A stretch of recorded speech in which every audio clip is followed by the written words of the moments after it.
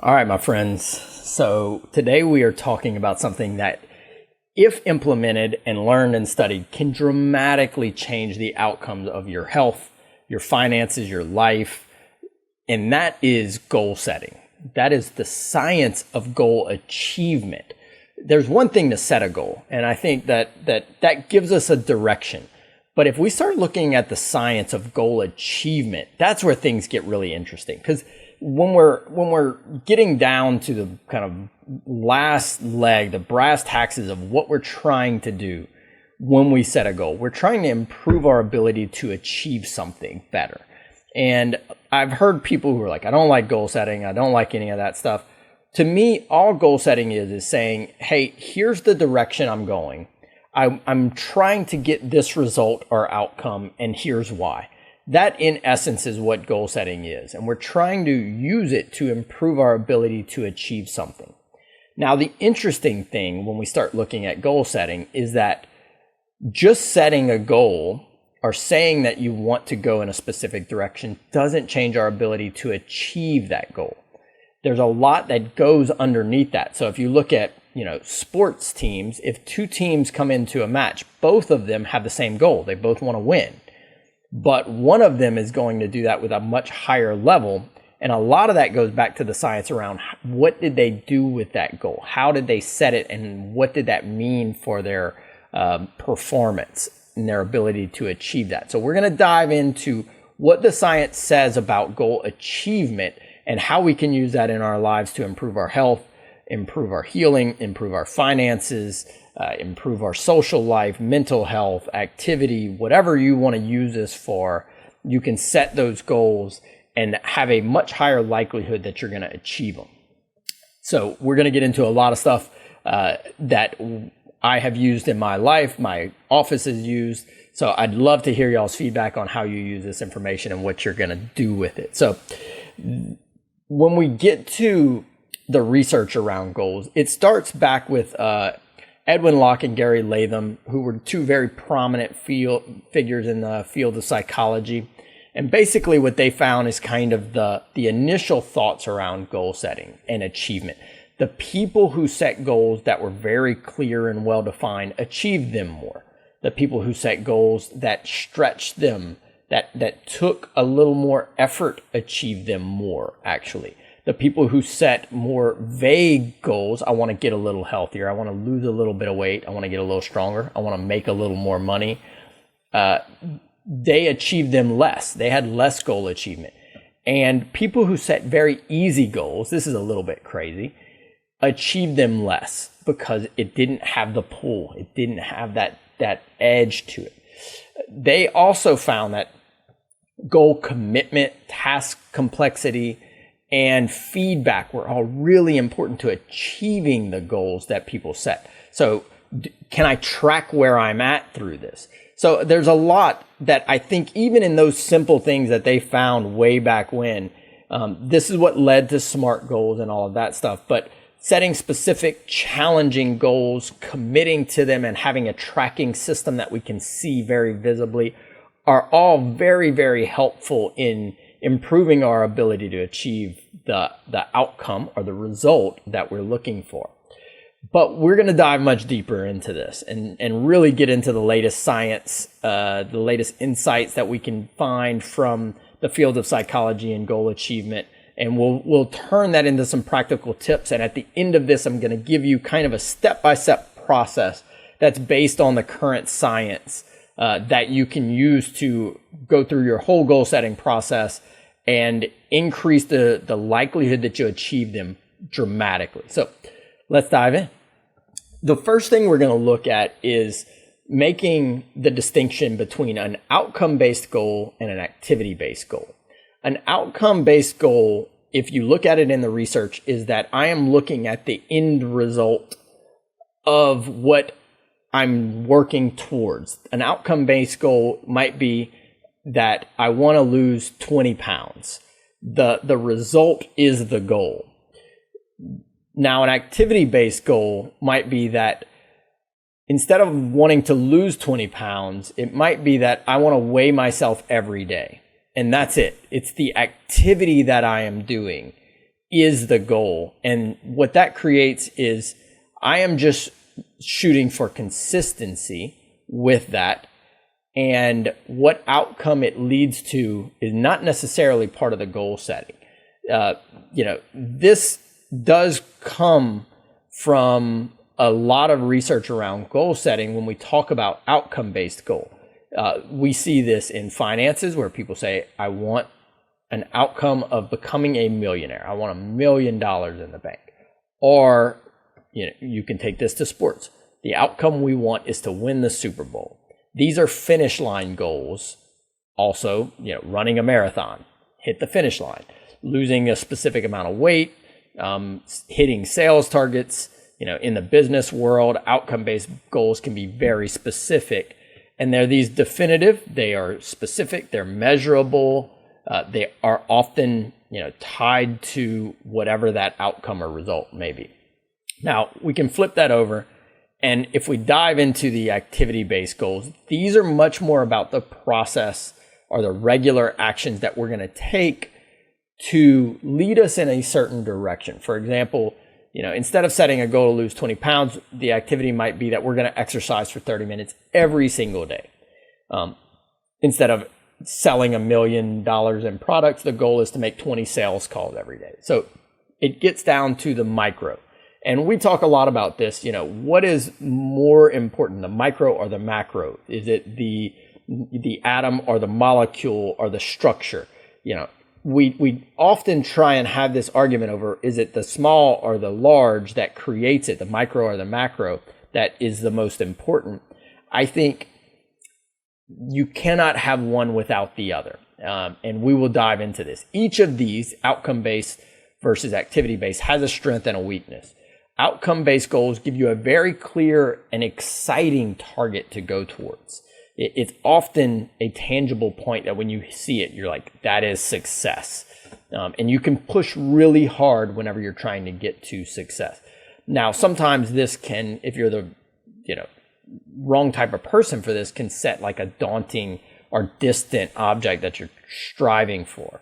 Activity-based goals seem like, initially they don't have this grand finale. They don't have the grandeur of I'm going towards this thing. They are kind of the mundane, but they do provide a clear action that we can check one day at a time. They're very, very manageable.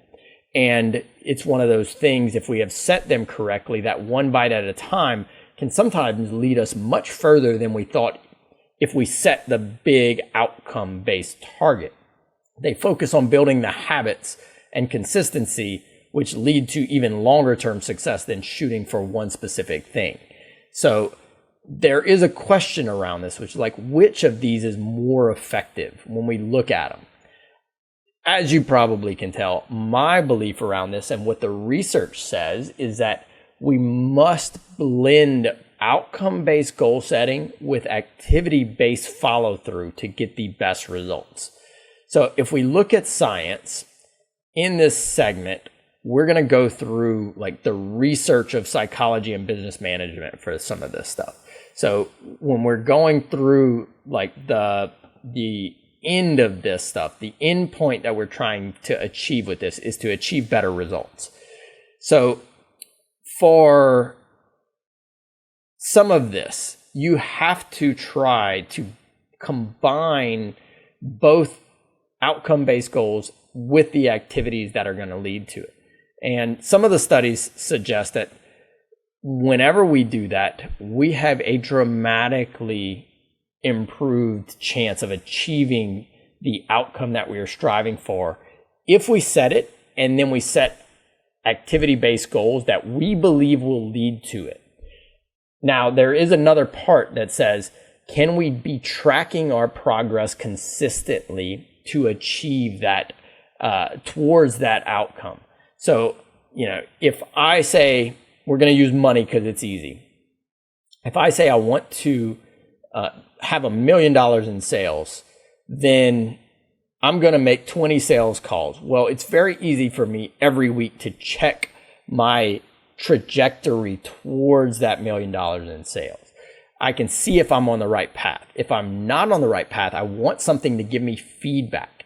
So if I'm getting stronger and I'm saying, hey, I want to increase my strength to have 3 times my body weight in lifts, and I can calculate that I want to be able to lift 500 pounds. Once I get to where I'm working towards that, I can say I'm going to work out 30 minutes a day, every day.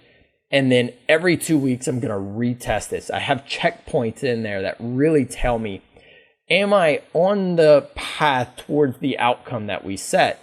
Is my activity-based goal taking me in the right direction fast enough or in the right direction at all?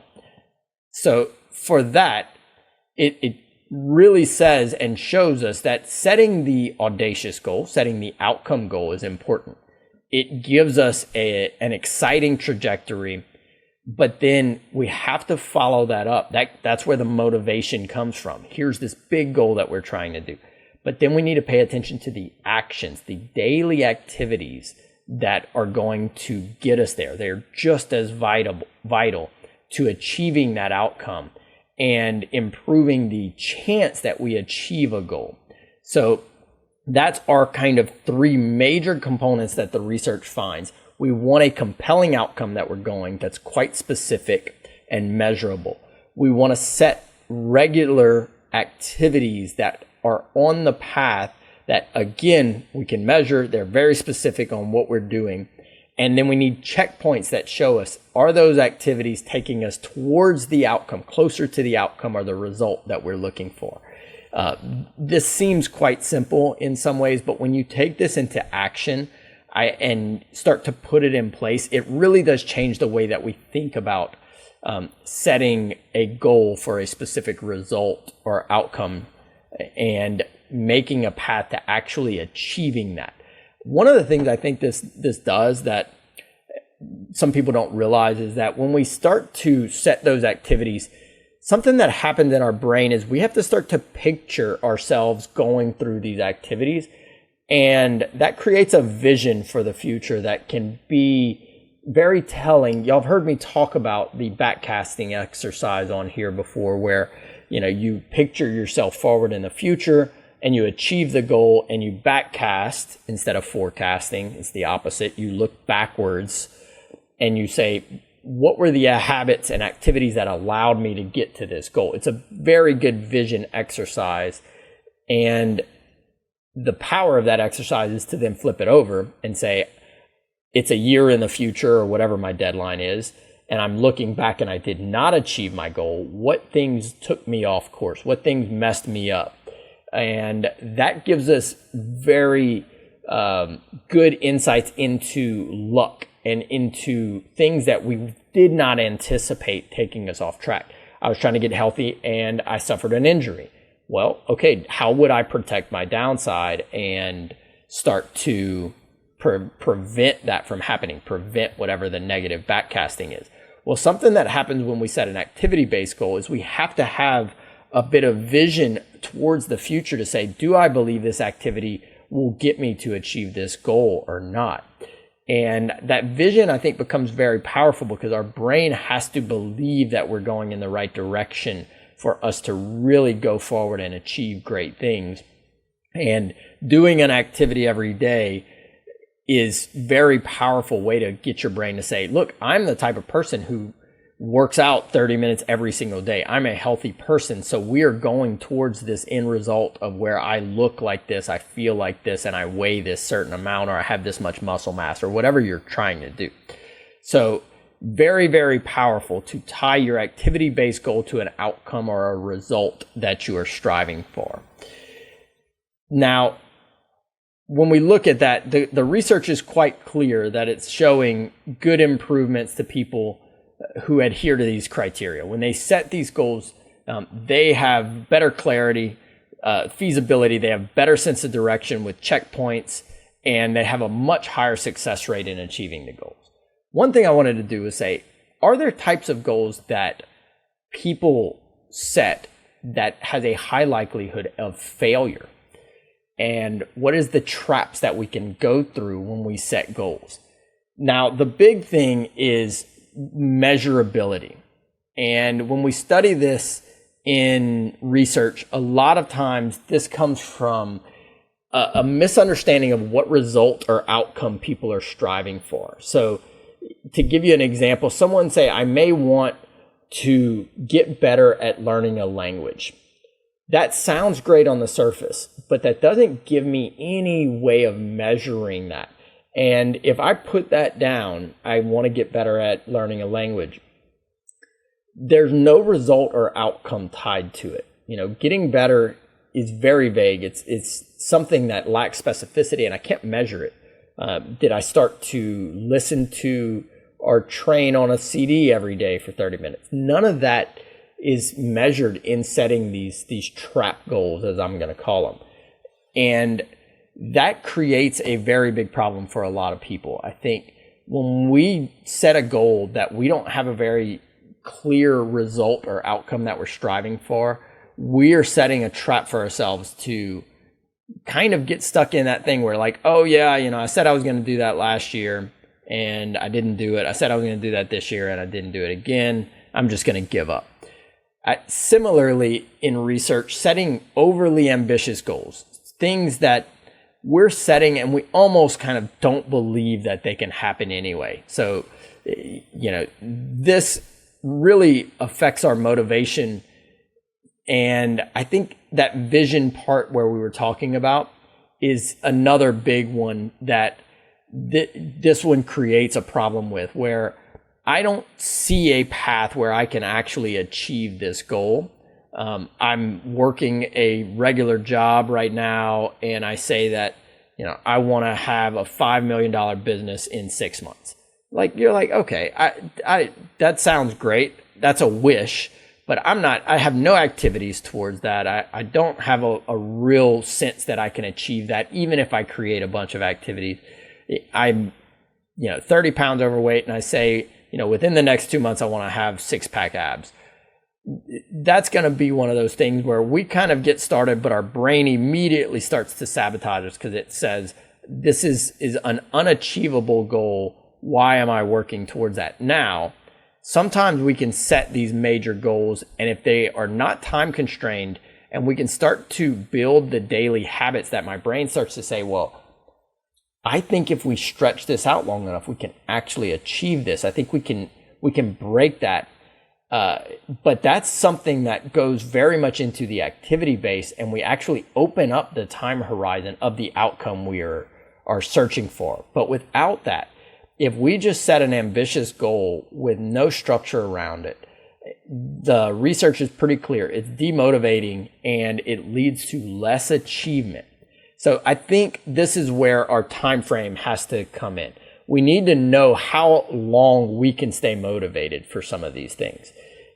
If we're the type of person that needs to see results very quickly to stay excited about something, then we need to use that for our own good and set goals that are going to allow us to piggyback on the last one and get moving. If we start looking at people who really stretch this out, Elon Musk is somebody who comes to mind. This guy set a goal for getting humanity to Mars. There's many people who would have just completely given up on that because it's like, that doesn't even make sense in our head of creating a pathway to do it.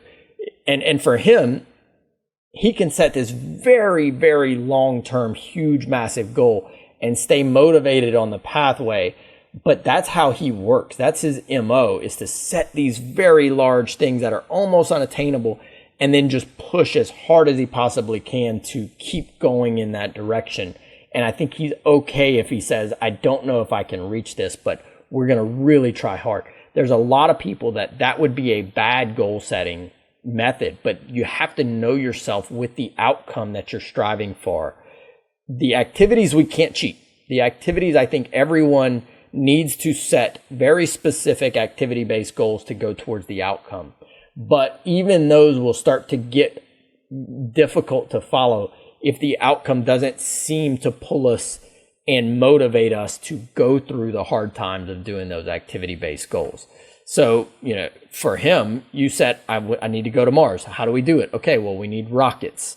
We need somebody to pay for these rockets. So how do we make a business? It needs to stay viable long enough, because if it doesn't, then we're going to run out of money and then everything breaks down. We also need to continue to improve the technology? How do we create those steps? So he could break this down into these like very specific chunks so that he can improve the activities to get to that outcome. Now, if you pay attention to what he did after that massive outcome-based goal is breaking it down. And this is another thing that super achievers show in the research is that they chunk goals into specific components. So if we take getting healthier as a goal, I want to improve my BMI to a score of a 23 on our BMI test. I don't like BMI very much, but let's just say you're trying to get very specific. It's better than nothing.